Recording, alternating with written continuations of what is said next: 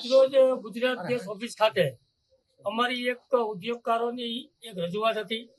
જ્યારથી યુદ્ધની પરિસ્થિતિ નિર્માણ થઈ ત્યારથી લઈને આજ સુધી જે ગેસના ભાવમાં અને ગેસની સપ્લાયમાં અનિશ્ચિતતા સર્જાણી, એના હિસાબે અમારી ઇન્ડસ્ટ્રીને બહુ મોટી નુકસાની સહન કરવી પડી છે। અમારા અને ગુજરાત ગેસના બધા ઉદ્યોગકારો સાથે સતત ચર્ચા અને વિચારણા કરી અમારે ગેસમાં મતલબમાં માગણી અમારી કરવાની હોવાથી અમે ગુજરાત ગેસ સાથે સતત સંપર્કમાં રહી અને અમે અવારનવાર ભાવ લેતા હોઈએ છીએ।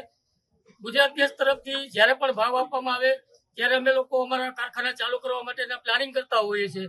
પણ જ્યારે અમે કારખાના ચાલુ કરવાના પ્લાનિંગ કરીએ ત્યાં ગુજરાત ગેસના ભાવ પાછા ચેન્જ થતા હોય છે। તો આ ભાવની જે પોલિસી છે એ વારંવાર ચેન્જ થવાથી અમારા ઉદ્યોગકારોમાં એક બહુ મોટી ચિંતાનો વિષય છે કે આ અનિશ્ચિતતાની અંદર અમારે અમારું પ્રોડક્શન કેવી રીતે ચાલુ કરવું અને પ્રોડક્શન ચાલુ કરી અને આ ઊંચા ભાવનો જે ગેસ આવે અત્યારે અમારું પ્રોડક્શન બનાવી અને માર્કેટમાં કેવી રીતે વેચવું। આજે ઊંચા ભાવથી ગેસ ખરીદી કરવો, આવતા મહિને પાછો ગેસનો ભાવ નીચો થાય, શું થાય એ અત્યારની પરિસ્થિતિ ઉપર કોઈ નક્કી થઈ શકતું નથી। જેના માટે અમે આજરોજ અત્યારે ગુજરાત ગેસે આવેદનપત્ર આપ્યું કે જે 2 દિવસ પહેલા જે અમને ભાવ આપવામાં આવ્યો હતો મે મહિનાનો, એ ભાવ હતો જ્યારે યુદ્ધ ચાલુ હતું। પણ ગત રાત્રિના રોજ જે સીઝ ફાયર થયું ત્યાર પછી ગેસના ભાવ અને ક્રૂડ ઓઇલના ભાવ જે આવ્યા છે એ નીચા ભાવ આવ્યા છે।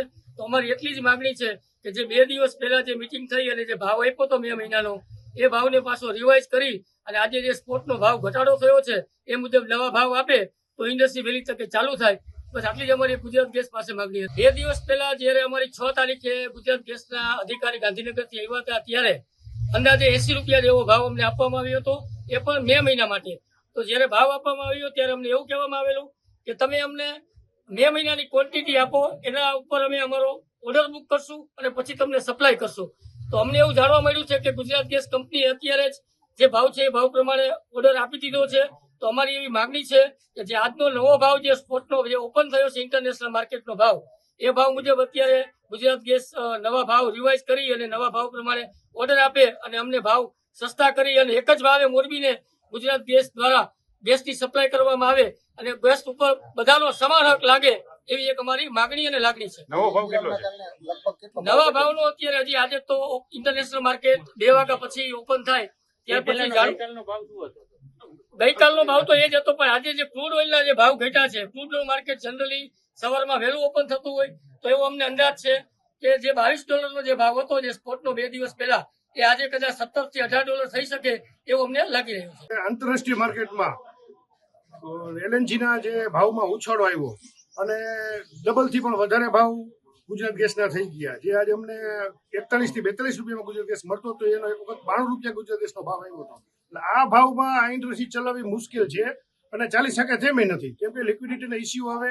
એટલે આ ઇન્ડસ્ટ્રીને આમાંથી બહાર કાઢવા માટે ગુજરાત સરકાર અને ગુજરાત ગેસે આમાં ઘટતું કરી અને જેમ બને તેમ, હવે તો સીઝ ફાયર થયું છે, હવે આંતરરાષ્ટ્રીય માર્કેટમાં ડાઉન આવવાનું જ છે માર્કેટ, તો એ બધું સર્વાઈવ કરી અને આ ઇન્ડસ્ટ્રીને જીવંત રાખવા માટે, આમાંથી ઉગારવા માટે એકદમ રિઝનેબલ ભાવ કરી આપે તો જ આ ઇન્ડસ્ટ્રી આમાં સર્વાઈવ કરી શકશે।